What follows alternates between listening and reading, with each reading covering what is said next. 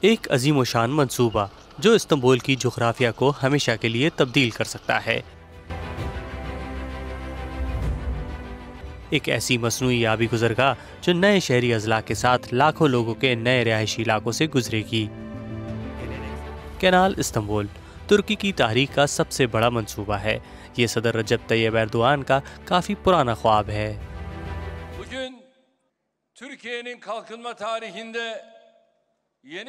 آج ہم ترکی کی ترقی کی تاریخ میں ایک نئے باب کا آغاز کر رہے ہیں۔ آج ہم ملک کی ترقی کے راستے پر ایک نیا قدم رکھ رہے ہیں اور اپنی قوم کو مزید مضبوط بنا رہے ہیں۔ لیکن اس متنازع منصوبے کی تکمیل میں استنبول کے میئر ترک صدر کے آڑے آ رہے ہیں۔ ہم اس کی مخالفت کرتے ہیں کیونکہ اس سے استنبول کو خطرات لاحق ہوں گے، یہاں کے پانی، فطرت، سلامتی اور زلزلے سے تحفظ کو۔ یہ منصوبہ اس شہر کی زندگی کے لیے خطرناک ہے۔ مختلف جائزوں کے مطابق استنبول کے شہریوں کی اکثریت کی بھی یہی رائے ہے۔ اپنے مستقبل، اپنے بچوں اور اپنے پوتے پوتیوں کے لیے میں انکار کرتی ہوں۔ میں اس طرح کے منصوبے میں اربوں لیرہ کی سرمایہ کاری کی مخالفت کرتی ہوں۔ اگر وہ کینال بنانے پر زور دیں گے تو ہم اس کو روکنے کی اور زیادہ کوشش کریں گے۔ لیکن یہ منصوبہ اتنا غیر مقبول کیوں ہے اور ایردوان اسے کیوں ہر حال میں تعمیر کرنا چاہتے ہیں؟ ترک حکومت نئی آبی گزرگاہ کیوں چاہتی ہے؟ یہ سمجھنے کے لیے آپ کو پہلے سے موجود آبنائے باسفورس کو سمجھنا ہوگا۔ یہ دنیا کی سب سے مصروف ترین شپنگ لائن ہے۔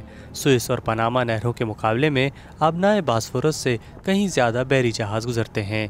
ترک صدر کے مطابق تو بہت ہی زیادہ۔ ان کا کہنا ہے کہ اس طرح کے حادثات کی روک تھام کے لیے ایک دوسری آبی گزرگاہ درکار ہے۔ 45 کلومیٹر طویل کینال کی سرکاری لاگت 15 ارب ڈالر ہے۔ حکومت کی دلیل ہے کہ اس طرح کے بحری جہازوں کو باسفورس میں داخل ہونے کے لیے کئی دنوں تک انتظار نہیں کرنا ہوگا اور ترکی ان سے فیس وصول کر سکے گا۔ لیکن ناقدین کا کہنا ہے کہ صدر ایردوان کا یہ منصوبہ ماحولیات کے لیے ایک بھیانک خواب ثابت ہوگا۔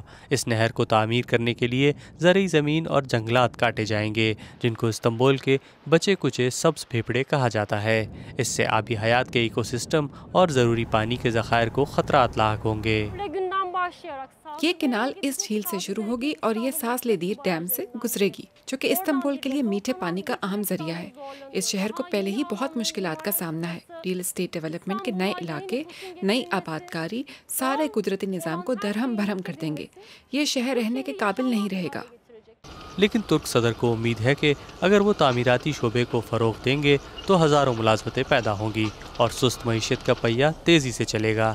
ایسا لگتا ہے کہ اس منصوبے کی مخالفت میں جتنی آوازیں بلند ہوتی ہیں، صدر ایردوان اتنے ہی زیادہ پرعزم ہو کر آگے بڑھتے ہیں۔